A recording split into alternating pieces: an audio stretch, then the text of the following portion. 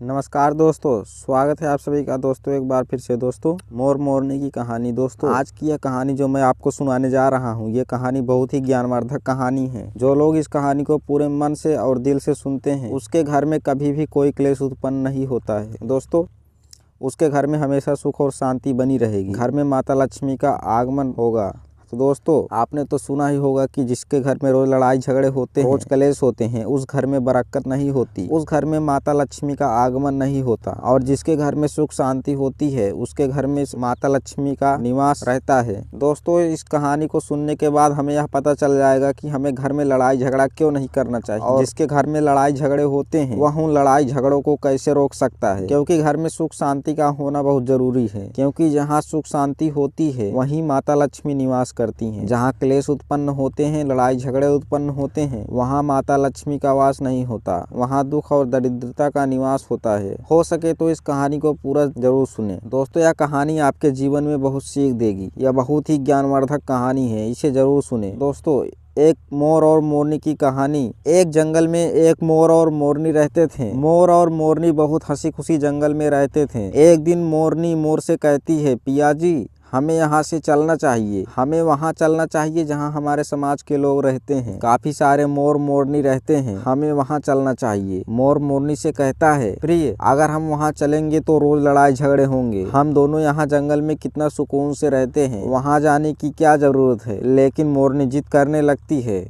तो मोर भी मान जाता है। मोरनी की जिद करने पर वह दोनों उड़कर एक नगर में आ जाते हैं। उस नगर का राजा पशु पक्षियों की भाषा को अच्छी तरह से समझता था। उस राजा ने कराव शास्त्र की पढ़ाई की थी। कराव शास्त्र का मतलब ही यही होता है कि पशु पक्षियों की भाषा को समझ पाना। वह राजा सभी प्रकार के पशु पक्षियों की भाषा को समझ पाता था। हर जीव जंतु की आवाज को वह बखूबी समझता था कि वह क्या कह रहा है। दोनों मोर और मोरनी उसी नगर में आ जाते हैं। एक दिन की बात है, राजा अपनी रानी से कहता है कि हे रानी, मुझे बहुत तगड़ी भूख लगी है, आप मुझे भोजन खिला दीजिए। राजा की रानी 36 प्रकार के भोजन बना करके एक हाथ में पानी का लोटा और दूसरे हाथ में खाने की थाली लेकर राजा के पास पहुंचती है। रानी जैसे ही भोजन का थाली राजा के सामने रखती है तो एक चावल का टुकड़ा नीचे गिर जाता है। वहीं पर कुछ चींटियां घूम रही थी। तभी एक चींटी चावल के टुकड़े लेकर वहां से जाने लगती है। राजा बैठा सब घटना को देख रहा था। उस चींटी के पास में तुरंत ही एक बड़ा चींटा आता है और वह चींटा उस चींटी से कहता है, हे प्रिय यह चावल का टुकड़ा मुझे दे दीजिए और तुम वापस जाओ और उस राजा की थाली से दूसरा चावल का टुकड़ा लेकर आओ। उनकी बातों को राजा पूरी तरह से सुन रहा था, क्योंकि राजा हर जानवर पशु और पक्षी की भाषा को समझ सकता था। तो राजा वहीं बैठा रहा करता था। जब चींटा चींटी से बात कह रहा है कि नहीं मैं नहीं जाऊंगी, अगर यह बात राजा को पता चल जाएगी तो राजा मुझे मार देगा। फिर चींटा चींटी से कहता है कि हे चींटी तुम जाओ, राजा को नहीं पता चलेगा। चींटी फिर जाने की कोशिश तो करती है, लेकिन फिर आधे रास्ते से वापस चली आती है और चींटा से कहती है, नहीं मैं नहीं जाऊंगी, हो सकता है राजा को पता चल जाए और राजा मुझे मार देगा। राजा उन दोनों को देख रहा था। चींटा को इस बात का भनक हो जाता है कि राजा हमारी बात को समझ रहा है। चींटा फिर चींटी से कहता है कि देखो, लगता है राजा हमारी बात को समझ रहा है, राजा ने हमारी बातों को सुन लिया है, इसीलिए वह हमें ही देख रहा है। चींटा चींटी से कहता है, अगर राजा ने हमारी बातों को सुन लिया है और राजा किसी और को बताए तो इस समय पत्थर का बन जाएगा। राजा चींटा और चींटी की बात को बखूबी सुन लेता है और समझ लेता है। राजा इस बात को सुनकर हंसने लगता है। जैसे ही राजा को हंसी आने लगती है, राजा की रानी रसोई से बाहर आती है। वह जैसे ही रसोई से बाहर निकलती है, राजा उसे हंसते हुए दिखाई देता है। रानी राजा को हंसते हुए देखकर सोचने लगती है कि शायद मुझसे कोई गलती हुई है, इसीलिए राजा साहब हंस रहे हैं। रानी राजा के पास आती है और कहती है, हे महाराज, क्या मुझसे कोई पाप हुआ है, क्या मुझसे कोई गलती हुई है कि आप इतनी जोर जोर से हंस रहे हैं। राजा रानी से कहता है, नहीं ऐसी कोई बात नहीं है, मुझे बस यूं ही हंसी आ गई।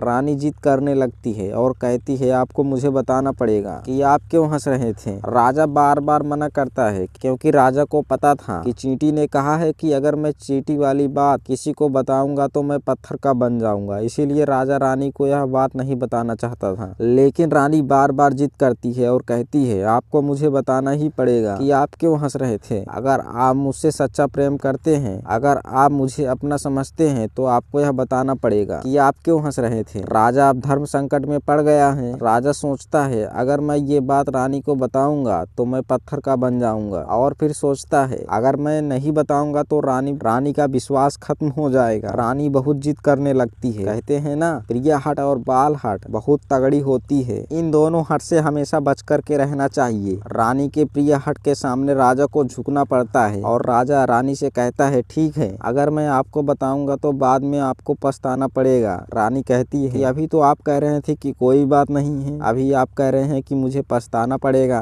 रानी कहती है कि जरूर कोई तगड़ी बात है, और रानी और ज्यादा जिद करने लगती है। तब राजा कहता है कि अब ठीक है, अगर आप नहीं मान रही हैं तो चलिए मैं किसी जंगल में आपको एक बात बताऊंगा। राजा रानी रथ पर सवार होकर एक जंगल के लिए निकल पड़ते हैं। राजा रानी रथ पर सवार होकर के जंगल के लिए निकल जाते हैं। जैसे वह घोर जंगल में पहुंच जाते हैं तब राजा सारी बात रानी को सुनाने लगता है। जैसे ही राजा थोड़ी थोड़ी बात रानी को सुनाते गया, वैसे वैसे वह भी धीरे धीरे पत्थर का बनता गया। जैसे राजा ने आधी बात रानी को सुनाई, वह भी आधा पत्थर का हो गया। राजा फिर रानी से कहता है कि हे रानी, मैं धीरे धीरे पत्थर का बनता जा रहा हूँ, तुम बाद में बहुत पछताओगी। रानी कहती है हे राजा साहब, हे महाराज, थोड़ी सी बात और बची है, आप उसे भी सुना दीजिए। राजा पूरी बात बता देता है और राजा पूरा पत्थर का बन जाता है। रानी की जिद के कारण राजा पूरा पत्थर का बन जाता है। रानी रोने लगती है और रानी उस पत्थर को हिलाने की कोशिश करती है, लेकिन भारी भरकम पत्थर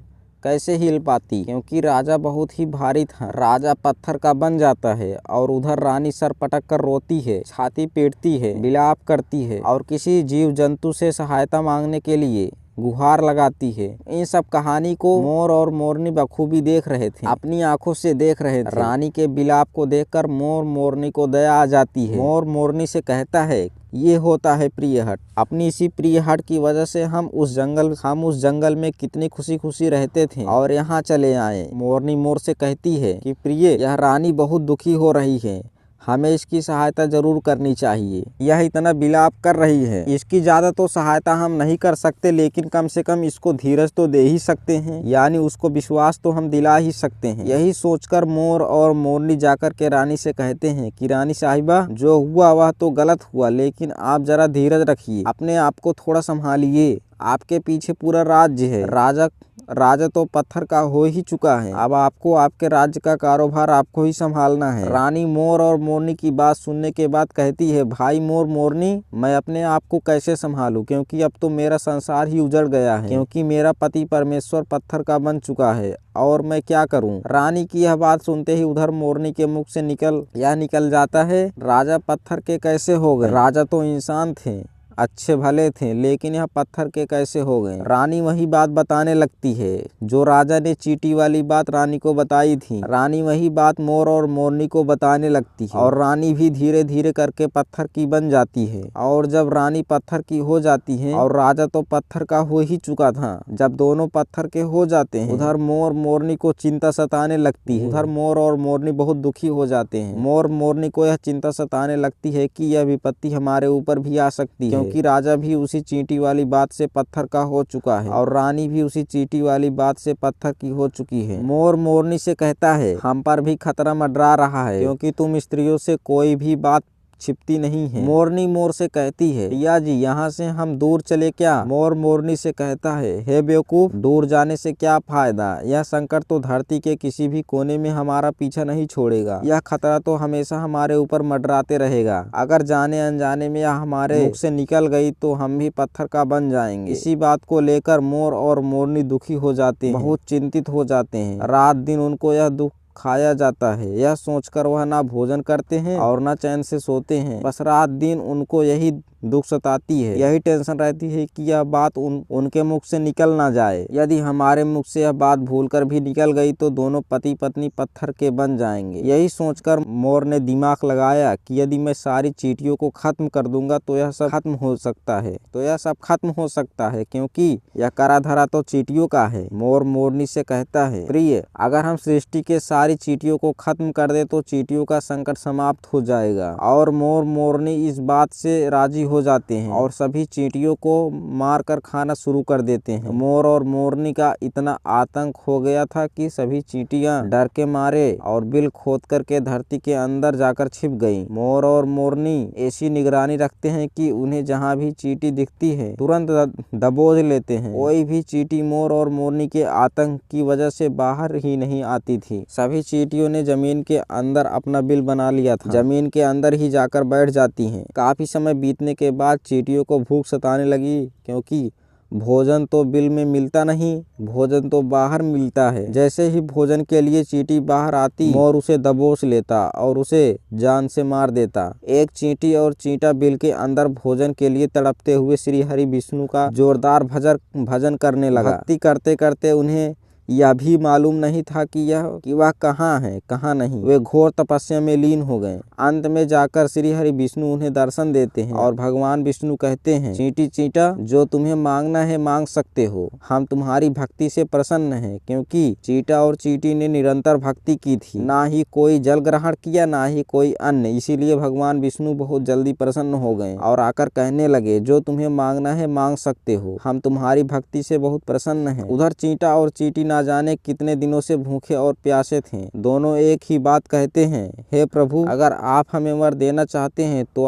हमारे पेट में गांठ लगा दीजिए। उन्होंने सोचा, अगर हमारा पेट नहीं होगा तो हम बाहर क्यों जाएंगे और मोर मोरनी हमें नहीं खाएंगे। इसीलिए उन्होंने मांगा, हे प्रभु, हमारे पेट में गांठ लगा दीजिए। भगवान विष्णु कहते हैं, तथास्तु, और चींटियों के पेट में गांठ लग जाती है। आज भी उन चींटियों के पेट में गांठ लगी हुई है। चींटियों का पेट नहीं होता, फिर भी चींटा और चींटी भगवान विष्णु से कहते हैं, हे प्रभु, हमारे पेट में तो गांठ लग गई है, लेकिन अभी भी हमें मोर और मोरनी से खतरा है। मोर और मोरनी हमारे इंतजार में अभी भी ऊपर जमीन पर बैठे हैं और जैसे ही वे लोग हमें देखेंगे वे हमें मार देंगे। भगवान विष्णु मोर से कहते हैं, हे मोर, तुम चींटियों का शिकार करना बंद कर दो। इसमें चींटियों का कोई दोष नहीं है। जो दोषी था वह राजा था, क्योंकि राजा ने कराव शास्त्र की पढ़ाई की थी, इसीलिए वह सभी जीव जंतु की भाषा को समझने में सक्षम था। उसके साथ साथ वह जिन भाषा को समझता था उनका रूप बदलने में भी सक्षम था। पशु पक्षियों का वह रूप धारण किया करता था और जब वह राजा रूप धारण करता था उन पक्षियों के साथ संभोग भी किया करता था। और जब वह पशु पक्षी गर्भ धारण करते थे तो वह उन्हें छोड़ करके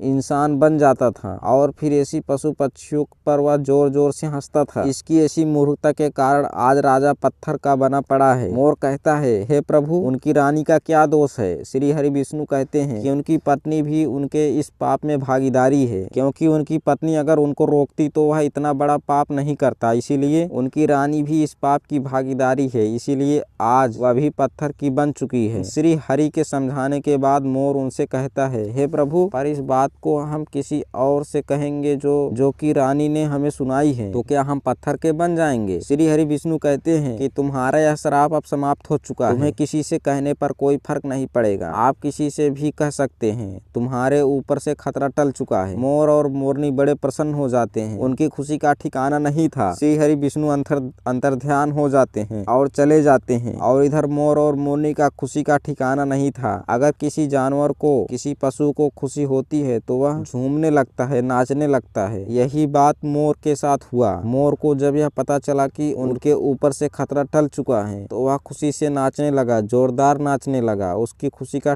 कोई ठिकाना नहीं था, वह खुशी के मारे पागल हो रहा था। फिर जैसे ही मोर खुशी के मारे अपने पैरों के नीचे देखता है कि फटे बदसूरत पैर मोर के बने हुए थे, मोर अपने पैरों को देखकर रोने लगता है। मोर सोचने लगता है कि पहले मेरे पैर इतने सुंदर थे, लेकिन आज इतने फटे और गंदे कैसे हैं। मेरा पूरा बदन सुंदर है, लेकिन मेरे पैर इतने फटे और बदसूरत कैसे हैं। मोर के पैरों के फटने का कारण चींटी खाना था, क्योंकि उसने बहुत सारी चींटियां मारकर खा गई थी और मोरनी भी उन्हें खा गई थी, इसीलिए उनके पैर फट गए थे। आज भी कोई इंसान अगर चींटी खाता है तो उसके शरीर में छोटे छोटे दाने पड़ जाते हैं। यदि आप ज़्यादा मात्रा में चींटी खाओगे तो आपका बदन भी फटने लगेगा।